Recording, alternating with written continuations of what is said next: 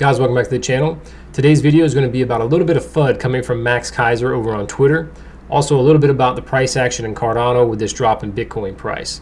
Now for those of you that don't know, Max Keiser is a Bitcoin maximist. Now he is basically called Ethereum and ADA, Cardano, basically every altcoin a scam, and that they're all exit scams, rug pulls. Now that, of course, we know that's not true, and that's basically what a Bitcoin maximalist is he does not like anything besides Bitcoin. So ADA is trading around $1.06 at the time of this news article release, and basically he believes that it's going to plunge to 50 cents once it breaks below $1.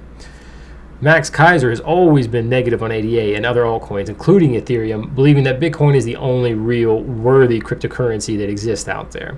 According to the recent video posted by IOHK and Cardano founder Carlos Hopkins, there's a lot of good stuff happening with Cardano at the moment. In particular, he mentions the accumulation of great amount of value, the tripling of the Cardano ecosystem population, and ADA being added to Grayscale's list of crypto-based trusts. This is now Grayscale's third largest crypto holding. So we know that basically the wallets have been growing like crazy. We're probably over 700,000 wallets by now. I haven't checked in a while, but I think in a couple weeks it had jumped up 52,000 or something like that. So it's quite a bit up there, and the ecosystem is growing. The wallets are growing. The people holding it are growing.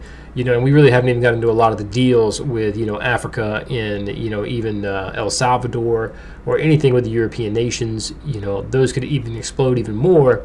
And of course, you don't usually open a wallet unless you're buying ADA. So that's always a good thing that you get in early before all these extra wallets pop up. It could mean a better price. So overall, according to Hopkins, since the Mary upgrade was launched this year, thousands of NST has been bought and sold on Cardano. A large amount of native assets is being launched on the network and DeFi apps as well. Smart contracts will also be implemented soon. IOHK founder stated, promising the upcoming 90 days will be hectic. So there's no doubt, there's a lot that can go wrong in coding and stuff like that. If you guys aren't familiar with it, you're building something from scratch, and you're like they're doing, you have no idea what's going to go on and what's going to happen. And like Vitalik Buterin always says, it's great to try to plan and do this stuff in a lab like Charles was doing, but at the end of the day, there's so much that can happen outside of the lab that you can't predict in your little model and your little science experiment, that basically Charles is doing. Now, I think Charles is doing it the right way. He's trying to do it the safest way possible, and that's what he's doing. Ethereum, on the other hand, is like basically let's just throw it at the wall and see what sticks. So that's two different kind of ways of thinking there, and two different things. And so another article I want to share with you guys is about Bitcoin's daily loss, the biggest daily loss since June 21st. Amid soaring US dollar. So the price of the dollar and the buying power of the dollar has been going up, but Cardano posted losses of more than 10% to trade to near $1.05. It was the biggest one-day percentage drop since June 21st. The US dollar soared past its 3-month peak against a basket of major cryptocurrencies, triggering investors in closing some of their riskier asset positions. Selling pressure pushed Cardano market value to $34 billion, or just 2.8% of the total market valuation. Selling pressure pushed Cardano's market cap value to about $34 billion, when it recently had a high of about $71 billion.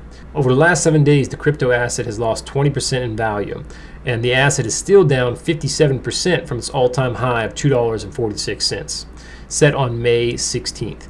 A significant number of market prudents, however, remain upbeat on crypto asset, taking into account about 70 to 80% of all circulating supply is being staked, further suggesting it has a considerable number of long-term investors. And that's a really good thing. I mean, you get a slow return, a small return, but anything over 10% returns in this market is pretty much a scam. If it's not a scam, it's a variable interest rate. So it'll go up and down depending on the amount of liquidity, the total lock value. That's it for today, guys. Just trying to keep it short and get you guys a little bit of news update and a little bit of stuff about FUD. I don't like anything Max Keiser has to say. I used to respect the guy because he was an early investor, and that's always nice to see, early investors getting out and, and talking loud, and he's definitely quite a personality. Even like, John McAfee and stuff like that. These guys are, I think, good for the space. They got a lot of people into the space just because of how loud they are and obnoxious they are.